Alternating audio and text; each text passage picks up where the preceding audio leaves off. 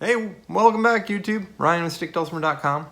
I did a video on how to play Sitting on the Dock of the Bay by Otis Redding in the key of D. Now I'm going to do it in the key of G, which is great for those of you who have a G-tuned instrument because the song is recorded in G. So you don't have to transpose anything. If you're over in the D category of things, check out that video here on the channel. And if you've been on the channel before, if you've seen my videos, or if not, go ahead and take some time, look around, subscribe, hit the like button. And if this video is great, please let me know. And if it's not, don't let me know. If you find something that's difficult in this video, please tell me that too, so that I can kind of know that and be able to address it later. So I'm going to jump in. This song is really well tuned to be able to play with just the one finger methodology. Now, you could play more complex chords like these 3-finger chords, which I will point out as I go. There's a variety of ways to play this. If you have not seen it over on the website, I do have downloads both for this song and for a free cheat sheet and a free key change guide, so that if you wanted to play this in a different key besides the one it's recorded in, great.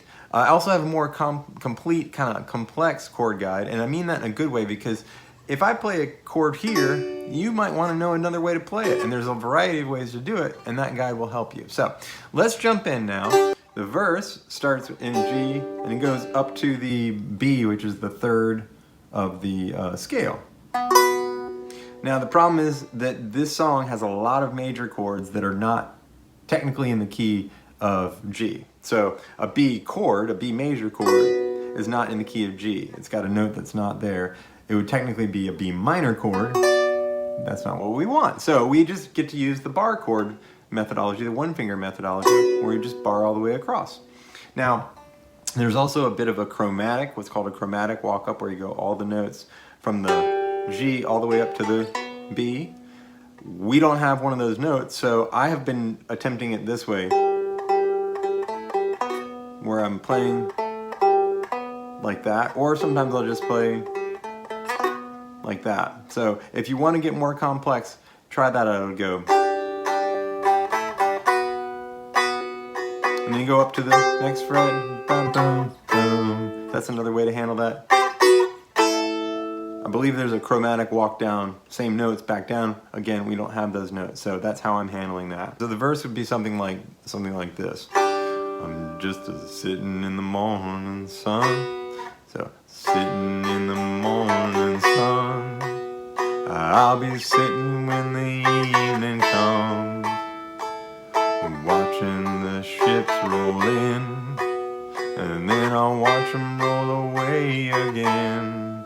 Ooh, I'm sitting on the chorus. Now the chorus starts with the one chord and goes up to the 6th chord, which in this key is an E. We can't play an E major chord. Again, a major chord, we can only play an E minor chord if we wanted to. So we're not going to. We're just going to play it all the way across like this.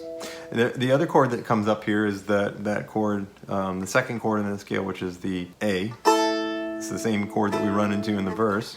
Again, we're just going to bar it across. So it would be sitting on the dock of the bay, watching the tide roll the 5th fret. I'm just sitting on the dock of the 1st fret, wasting time, and end on the 5th fret. Okay? Then you're back into the verse.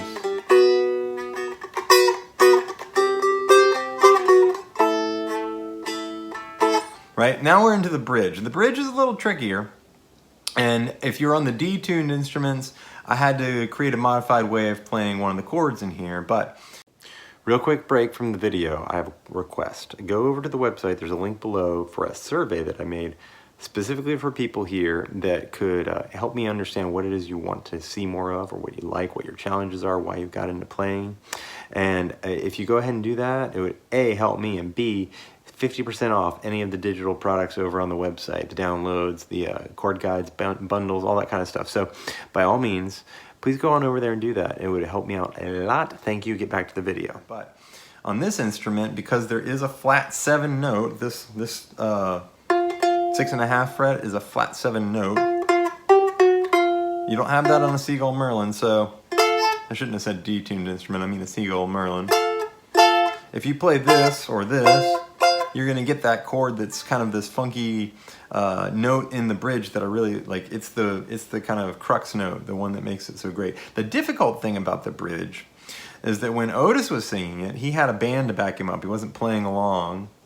So he could kind of like float the melody over top of the chords. The chords change in a...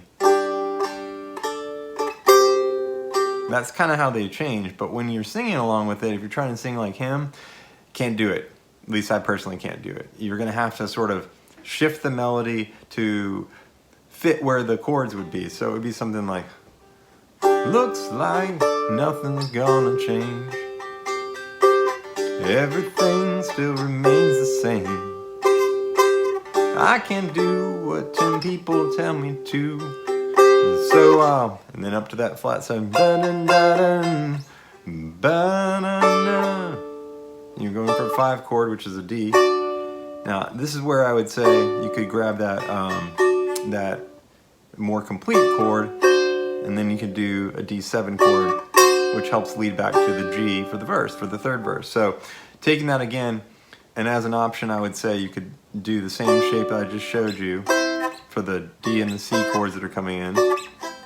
And then when you go up to that flat 7, that F chord right there, you just keep that same shape. So another way of doing it would be, looks like nothing's gonna change. Everything still remains the same. I can't do what 10 people tell me to, so I just remain the same, just a sitting here resting my bones. There you go, third verse. Last part is that whistling outro. It's sort of like the chorus is. It's just an open G, and then you play that 5th fret for the E. So.